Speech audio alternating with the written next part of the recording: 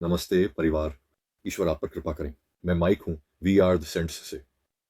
काफ़ी समय हो गया है जब मैंने आखिरी बार वीडियो बनाया था, तो मैंने सोचा कि इस ईस्टर वीकेंड पर कुछ वीडियो बना लूँ। शुरू करने से पहले मैं हमारे प्रभु और उद्धारकर्ता यीशु मसीह को सारी महिमा और धन्यवाद देना चाहता हूँ, जो उन्होंने हमारे लिए किया, खासकर आज के दिन जब हम उनकी क्रूस पर चढ़ाई और उनके पुनरुत्थान का उत्सव मनाते हैं। तो एक बार फिर इस सारी जानकारी के लिए, मसीह की देह के लिए, संगति के लिए और देह को सशक्त करने के लिए सारी महिमा परमेश्वर को ही है। उनकी स्तुति हो, यीशु, यहोशुआ, हमाशियाख, और सारी महिमा उन्हीं को मिले। आमीन। कुछ लोग हैं जिन्होंने वास्तव में काफ़ी बार टिप्पणी की है या मुझसे संपर्क किया है और बताया है कि वे दूसरों से परमेश्वर के बारे में कैसे बात कर पाते हैं। अब ये एक बहुत ही कठिन विषय है, क्योंकि वहाँ कई तरह की सेवाएं हैं, वो और बहुत तरह के लोग और व्यक्तित्व भी हैं। तो कुछ सेवाएं ऐसी हैं जहाँ वे बहुत, आप जानते हैं, आक्रामक होती हैं और वे स्वर्ग के राज्य का प्रचार बहुत कठोर तरीके से करती हैं, जिसे कुछ लोग बाइबल ठोकना कह सकते हैं, या सचमुच लोगों के सामने परमेश्वर का वचन रख देना और उन्हें यह कहना कि अगर तुमने पश्चाताप नहीं किया तो तुम नरक जाओगे। और आप जानते हैं, ये लोग ऐसे लोगों के साथ भी ऐसा करते हैं जिन्हें वे जानते नहीं हैं या जो पूरी तरह अजनबी होते हैं। और कुछ लोग ऐसा ही करते हैं। मेरी व्यक्तिगतता और जो प्रभु ने मुझे करने के लिए कहा है वह ऐसा नहीं है, वह मेरे स्वभाव और उस व्यक्ति के लिए उपयुक्त नहीं है जिसे प्रभु ने मुझे बनाया है। लेकिन यह कहने के बाद भी इसका यह मतलब नहीं है कि वह व्यक्ति जिसके पास वह सेवा है या जो ऐसा कर रहा है वह कुछ गलत कर रहा है, क्योंकि ऐसा नहीं है। क्योंकि जो प्रभु ने मुझे दिखाया है वह यह है कि आबादी का 1% हिस्सा या कुछ लोग ऐसे हैं जिन्हें यह बात बिल्कुल सुननी ही चाहिए, चाहे वह आपके सामने ही क्यों ना कही जाए, और चाहे वह बहुत टकरावपूर्ण लगे, फिर भी आबादी का एक छोटा सा प्रतिशत ऐसा है जिसे यह सुनना जरूरी है। और क्योंकि अगर वे यह नहीं सुनते तो प्रभु इसका उपयोग नहीं कर सकते, भले ही आगे चलकर उन्हें किसी बात के लिए दोषी ठहराने या उन्हें वापस लाने के लिए इसका इस्तेमाल किया जाए, क्योंकि उनकी व्यक्तित्व की आवश्यकता यही है। तो ये भी एक तरह की डांट है। ये उन लोगों के लिए एक तरह की कड़ी चेतावनी भी है जो महसूस करते हैं कि उन्हें दूसरों की सेवाओं को डांटना या उन लोगों के प्रति कठोर बोलना जरूरी है जिनका संदेश शायद उनके विचारों से मेल नहीं खाता। अगर आप ऐसा महसूस करते हैं तो मैं आपको बताना चाहता हूं कि आपको इस बारे में मसीह के पास जाना चाहिए, आपको इसके लिए प्रार्थना करनी चाहिए और आपको उत्तर का इंतजार करना चाहिए, इससे पहले कि आप किसी की सेवा के आधार पर उनसे संपर्क करें या उनका न्याय करें। चाहे वह झूठी सेवा ही क्यों ना हो, चाहे आपके दिल में यह पक्का हो, आपको पहले प्रभु के पास जाना चाहिए और कुछ भी कहने या करने से पहले उनकी पुष्टि का इंतजार करना चाहिए, या फिर कुछ भी ना कहें, क्योंकि प्रभु को आपकी ज़रूरत नहीं है कि आप किसी का न्याय करें, उन्हें आपकी ज़रूरत नहीं है कि आप किसी को डांटें, वे ये सब खुद ही बहुत अच्छे से कर सकते हैं। तो यहाँ कृपया इस बात को समझें, यह कुछ ऐसा है जो मुझे भी सीखना पड़ा है। ये मेरे लिए मुश्किल था, खासकर जब आप जानते हैं, जब आप प्रभु से बहुत प्रेम करते हैं और आपके अंदर यह जलती हुई लगन होती है और आप सच में यह सुनिश्चित करना चाहते हैं कि लोग सच्चाई सुने, तो कभी कभी आप बहुत परेशान हो सकते हैं। लेकिन मैं आपको बता रहा हूं, यह दुश्मन की एक चाल है कि वह आपको उत्तेजित करे ताकि आप किसी और से कुछ कह दें। प्रभु बहुत स्पष्ट है। मुझे कोई शास्त्र उद्धृत करने की आवश्यकता नहीं है प्रदीप, लेकिन प्रभु और पिता आपको बताते हैं कि किसी का न्याय करना हमारा काम नहीं है। और अगर आपको लगता है कि किसी को कड़ी फटकार देने की ज़रूरत है, तो मैं आपसे पूरी ईमानदारी और दिल से कहता हूं कि आप कुछ भी करने से पहले पहले प्रभु के पास जाएं। क्योंकि जिस मापदंड से आप किसी और का न्याय करेंगे, उसी मापदंड से आपका भी न्याय किया जाएगा। मैं आपको बता रहा हूं, सावधान रहें।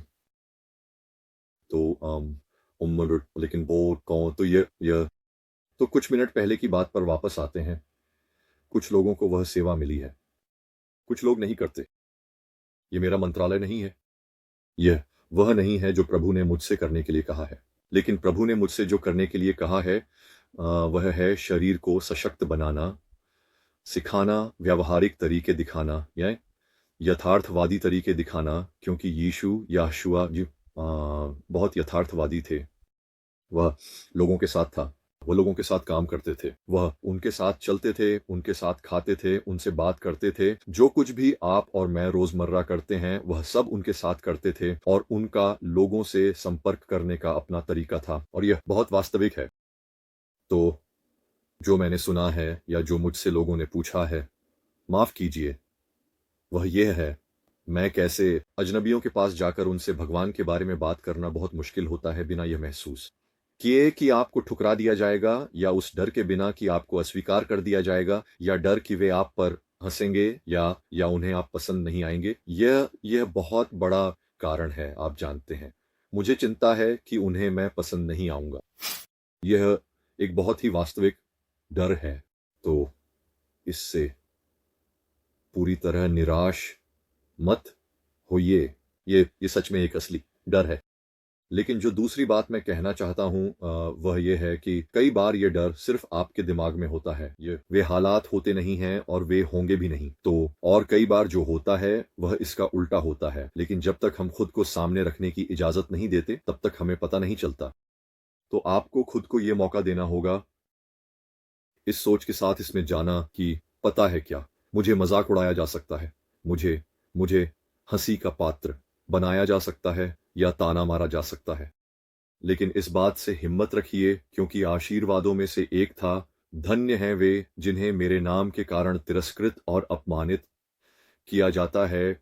और वह मैं जाहिर है कि अपने शब्दों में कह रहा हूं, लेकिन यह आशीर्वादों में से एक है। तो जब भी आप किसी के पास जाने का सोचें, तो यह बात अपने मन में रखें। जब आप सोचें कि आप किसी से बात करने जा रहे हैं, तो सोचें अगर वे मेरा मजाक उड़ाते हैं, अगर वे मुझसे नाराज होते हैं, तो भी बढ़िया, क्योंकि मुझे पता है कि प्रभु मुझे इसके लिए इनाम देंगे। बिल्कुल सही। लेकिन आपको अक्सर यह देखने को मिलेगा कि ज्यादातर बार ऐसा नहीं होता है।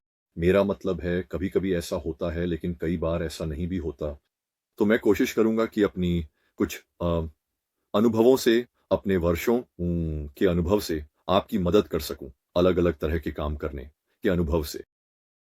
मैंने सेल्स में काफी अनुभव हासिल किया है इससे पहले कि मैं जो अब करता हूं वह करूं। अब मैं एक ट्रेड्समैन हूं, लेकिन जो सेल्समैनशिप मुझे सिखाई गई थी और जिसे मैंने सालों साल किया, वह प्रभु ने मुझे प्रकट किया। और जिस वजह से मैं बहुत सारे वीडियो नहीं बना रहा था, वह यह है कि मैंने खुद के बारे में बहुत आत्म मंथन किया है। बहुत सी बातें प्रभु ने मुझे दिखाई और मुझसे कही हैं, जो सिर्फ मेरे लिए हैं, किसी और के लिए नहीं। तो मैं कुछ समय के लिए चैनल से दूर रहा हूं, लेकिन तो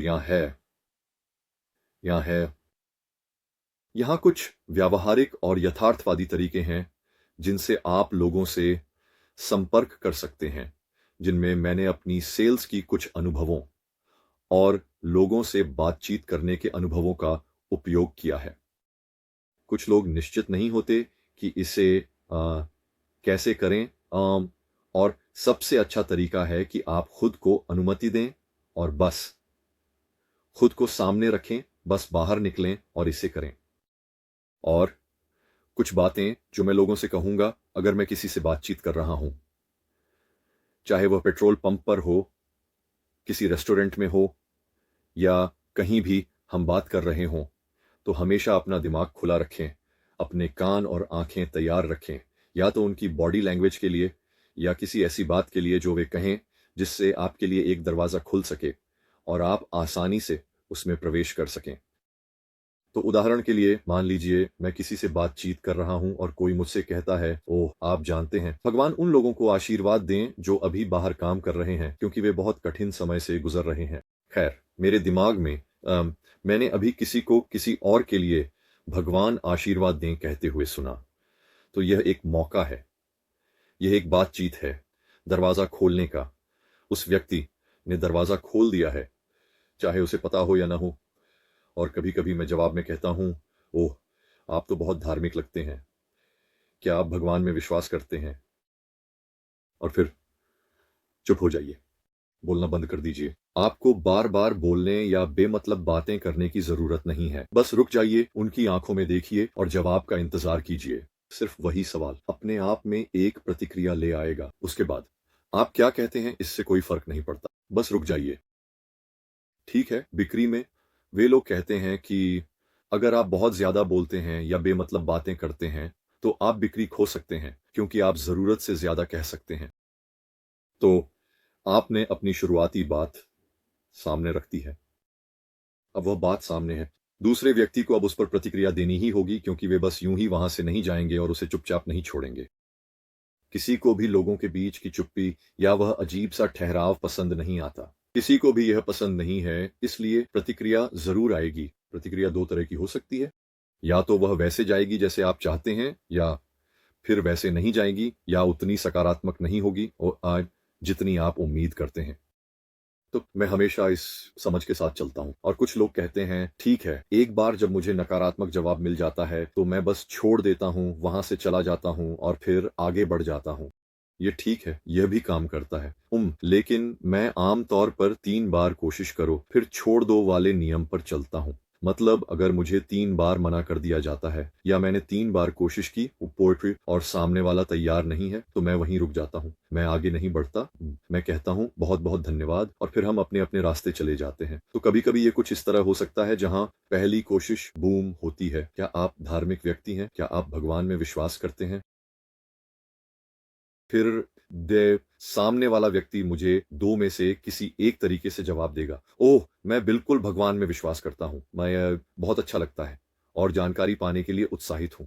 क्या आपके पास और कुछ है? ऐसा हमेशा नहीं होता। तो दूसरा परिदृश्य यह है, हाँ, मैं किसी न किसी चीज में विश्वास करता हूँ। मुझे यकीन है कि वहां कुछ है, मुझसे ज्यादा शक्तिशाली, शायद।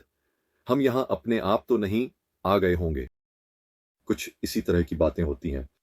और फिर कभी कभी मैं दूसरा सवाल पूछता हूँ। तो मैंने पहला प्रयास हो चुका है। वे वास्तव में ग्रहणशील नहीं हैं, वे बस मुझे खुश करने के लिए ऐसा कर रहे हैं। वे विशिष्ट और दयालु बने हुए हैं।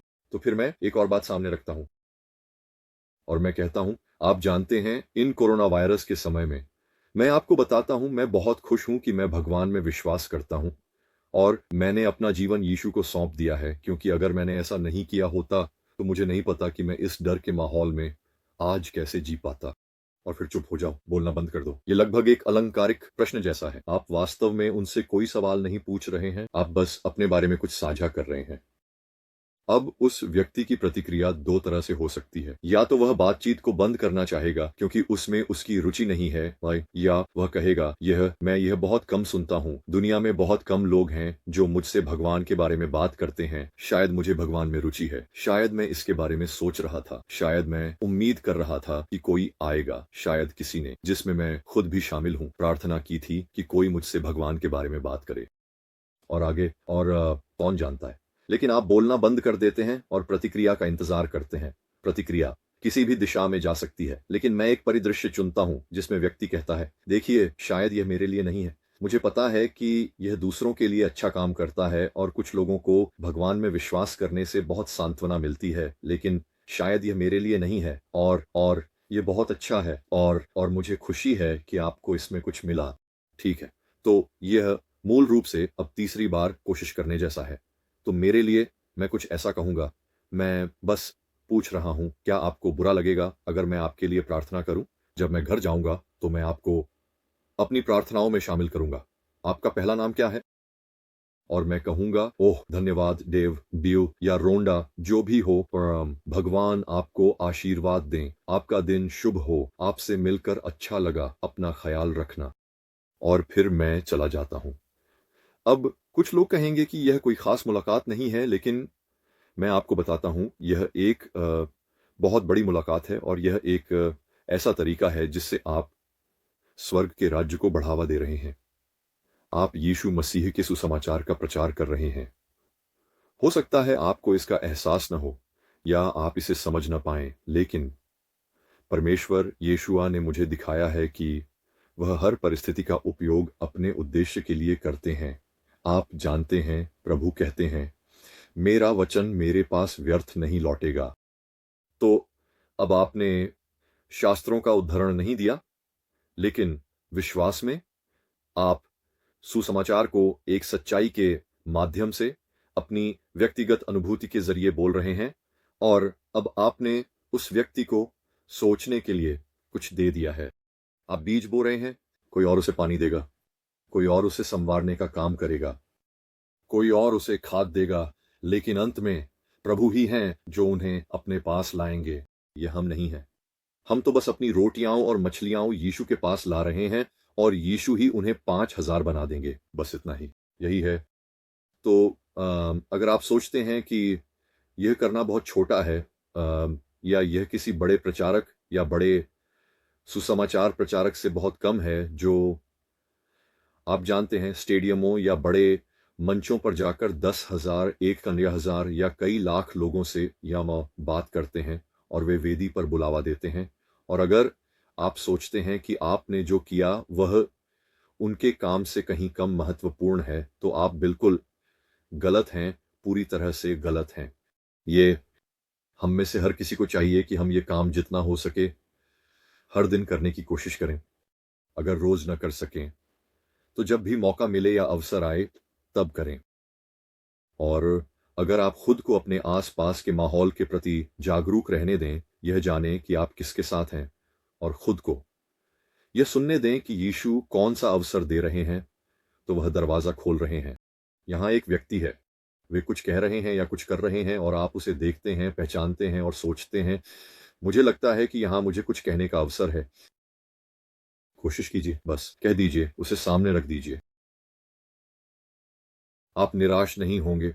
और जब आप जब हम पृथ्वी पर हैं तो हम अपने बाए परिश्रम के फल सीधे सीधे आए नहीं देख पाते, और प्रभु ने मुझे दिखाया है कि इसका कारण यह है कि हम में से कुछ लोग, अगर हम अपने परिश्रम के फल अपनी यात्रा में बहुत जल्दी देख लें, तो हम अहंकारी हो सकते हैं, और हम अपनी ही समझ और अपने ही दिमाग की बुद्धि या ज्ञान पर निर्भर करने लग सकते हैं, और परमेश्वर के हृदय के ज्ञान या मसीह के हृदय की बुद्धि पर निर्भर नहीं करते जो हमारे लिए है।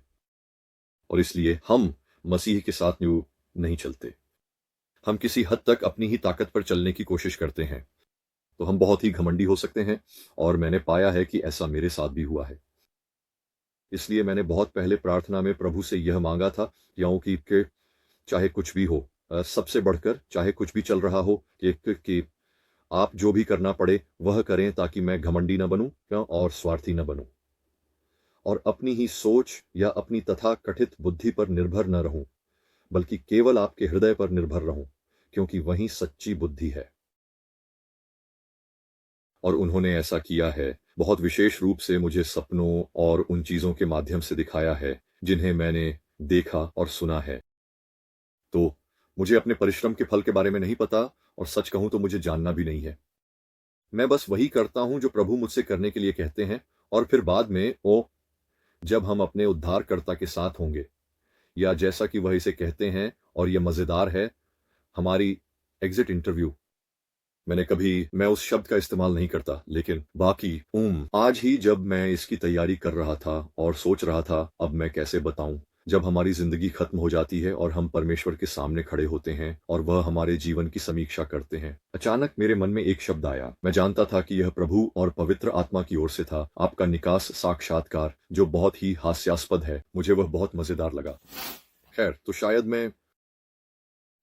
शायद मैं अब उस शब्द का ज्यादा इस्तेमाल करने लगूं, लेकिन जब आपका एग्जिट इंटरव्यू होगा, जब आप इस धरती से शरीर में विदा लेंगे और आत्मा में पिता के पास जाएंगे, तो प्रभु यीशु आपका हाथ पकड़ेंगे और वह आपको दिखाएंगे कि वे छोटी छोटी बातें जिन्हें आपने तुच्छ समझा था, स्वर्ग के राज्य में कितनी बड़ी थीं। सारे स्वर्गदूत आपको यह करते हुए देख रहे थे, आपको प्रोत्साहित कर रहे थे और आपका हौसला बढ़ा रहे थे, और जब आप यह सब कर रहे थे तो वे प्रभु का धन्यवाद कर रहे थे कि उन्होंने अपने एक सेवक को भेजा। और आप हैरान रह जाएंगे। आप पूरी तरह चकित रह जाएंगे। आपको झटका लगेगा। मैंने इसके बारे में पहले भी अन्य वीडियो में बात की है, तो अगर आप मेरे बहुत सारे वीडियो देखते हैं, तो आप देखेंगे कि मैंने इसके बारे में पहले भी चर्चा की है। तो मुझे उम्मीद है कि आप इससे बहुत सांत्वना पाएँगे, क्योंकि ये वास्तव में महत्वपूर्ण है कि आप समझें कि प्रभु हर कदम पर आपके साथ हैं। वह आपसे बेहद प्रेम करते हैं। बस एक गहन प्रेम से, जिसे फिर से मैं शब्दों में बयान नहीं कर सकता। लेकिन जब आप आज्ञा मानते हैं और ऐसी छोटी-छोटी बातों को करते हैं, इन छोटी-छोटी बातों का ध्यान रखते हैं, और बड़ी-बड़ी बातों, या आप जानते हैं, बड़ी भीड़ को संबोधित करने, या आप जानते हैं, ये सब कुछ होने की चिंता नहीं करते, तो वही एक छोटी-सी सोच मायने रखती है। आप नहीं जानते उस व्यक्ति का दिन कैसा बीता। आप नहीं जानते उनकी ज़िंदगी में क्या चल रहा है। हो सकता है उन्हें यह सुनने की ज़रूरत थी। यह उनके परिवार या किसी और की प्रार्थना का उत्तर भी हो सकता है, और आपने आगे बढ़कर पहचाना कि एक अवसर है बस ये पूछने का, क्या आप भगवान में विश्वास करते हैं, या आप एक धार्मिक व्यक्ति लगते हैं? क्या आप यहाँ आस-पास किसी चर्च में जाते हैं, या ऐसा ही कुछ और? पवित्र आत्मा को शब्द लाने दें, और अगर आप उस स्थिति में अपने मन में प्रार्थना करें और कहें, पवित्र आत्मा मुझे कुछ कहने के लिए शब्द दें, तो आप जानते हैं, पवित्र आत्मा ऐसा करेगा। वे करेंगे, वह जरूर करेगा। तो खैर, मुझे उम्मीद है कि इससे आपको प्रोत्साहन मिला होगा। ईश्वर आपको आशीर्वाद दे। मैं आपका और समय नहीं लूंगा। ईश्वर आपको आशीर्वाद दे। देखने के लिए धन्यवाद। मुझे उम्मीद है कि यह आपकी रोजमर्रा की यात्रा में मदद करेगा, और ईश्वर आपको आशीर्वाद दे, और हम आपको अगले वीडियो में मिलेंगे। शालोम।